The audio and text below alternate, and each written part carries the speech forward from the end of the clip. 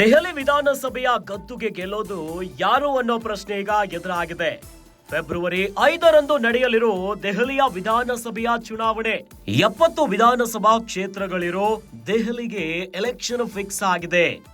ಇನ್ನು AAP, BJP ಹಾಗೂ ಕಾಂಗ್ರೆಸ್ ನಡುವೆ ನೇರ ಪೈಪೋಟಿ ಇದೆ. 70 ವಿಧಾನಸಭಾ ಕ್ಷೇತ್ರಗಳ ಪೈಕಿ ಪ್ರಸ್ತುತ ಎಎಪಿಗೆ 58 ಶಾಸಕರು, ಇನ್ನು ಬಿಜೆಪಿಯಿಂದ 7 ಶಾಸಕರು, ಕಾಂಗ್ರೆಸ್ ಶಾಸಕರೇ ಇಲ್ಲ.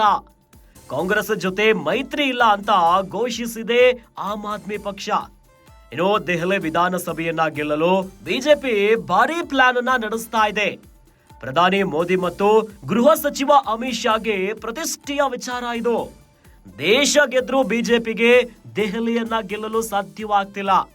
ಈ ಬಾರಿ ದೆಹಲಿಯ ಗದ್ದುಗೆ ಬಿಜೆಪಿಗ ಅಥವಾ ಆಮ್ ಆದ್ಮಿ ಪಕ್ಷಕ್ಕ ಇಲ್ಲ ಕಾಂಗ್ರೆಸ್ಗ ಅನ್ನೋ ಪ್ರಶ್ನೆ ಎದುರಾಗಿದೆ. ತೀವ್ರ ಕುತೂಹಲಕ್ಕೆ ಕಾರಣವಾಗಿದೆ ದೆಹಲಿಯ ಮತದಾನ ಪ್ರಭುಗಳ ನಡೆ. ಇನ್ನು ಲೋಕಸಭೆಯಲ್ಲಿ 7 ಕ್ಷೇತ್ರಗಳನ್ನು ಗೆದ್ದಿರುವಂತಹ ಬಿಜೆಪಿ, ಇನ್ನು ಇತ್ತ ಜೈಲಿಗೆ ಹೋಗಿ ಬಂದಿರೋ ಕೇಜ್ರಿವಾಲ್ ಮತ್ತೆ ಕಮಾಲ್ ಮಾಡ್ತಾರಾ ಅನ್ನೋ ಪ್ರಶ್ನೆ ಎದುರಾಗಿದೆ. ದೆಹಲಿ ವಿಧಾನಸಭೆಯ ಚುನಾವಣೆಯ ದಿನಾಂಕ ಈಗ ನಿಗದಿಯಾಗಿದೆ. ಫೆಬ್ರವರಿ 5ರಂದು ನಡೆಯಲಿದೆ ದೆಹಲಿಯ ವಿಧಾನಸಭೆಯ ಚುನಾವಣೆ. 70 ವಿಧಾನಸಭಾ ಕ್ಷೇತ್ರಗಳಿರೋ ದೆಹಲಿಗೆ ಎಲೆಕ್ಷನ್ ಫಿಕ್ಸ್ ಆಗಿದೆ. ಈಗ ಫುಲ್ ಪೈಪೋಟಿ ಶುರುವಾಗುಬಿಟ್ಟಿದೆ. ಅತ್ತ ಬಿಜೆಪಿ, ಕಾಂಗ್ರೆಸ್ ಮತ್ತು ಆಮ್ ಆದ್ಮಿ ಪಕ್ಷದ ನೇರ ಚುನಾವಣೆಯ ಕಾಳಗ ಈಗ ಶುರುವಾಗುಬಿಟ್ಟಿದೆ.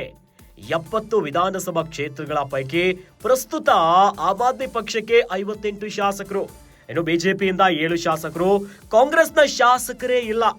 10 ವರ್ಷಗಳಿಂದ ಆಮ್ ಆದ್ಮಿ ಪಕ್ಷ ದೆಹಲಿಯಲ್ಲಿ ತನ್ನ ಬಾವುಟವನ್ನ ಹಾರಿಸ್ತಾ ಇದೆ.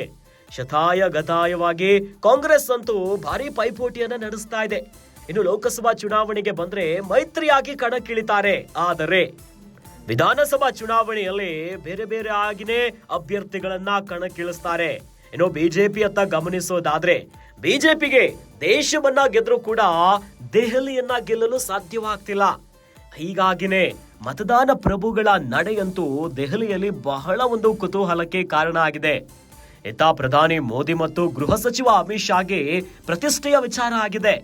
ಲೋಕಸಭೆಯ ಚುನಾವಣೆಯಲ್ಲೂ ಕೂಡ ದೆಹಲಿಯಲ್ಲಿ ಭರ್ಜರಿಯಾಗಿ ಕಾಂಗ್ರೆಸ್ ಗೆಲ್ಲುತ್ತೆ.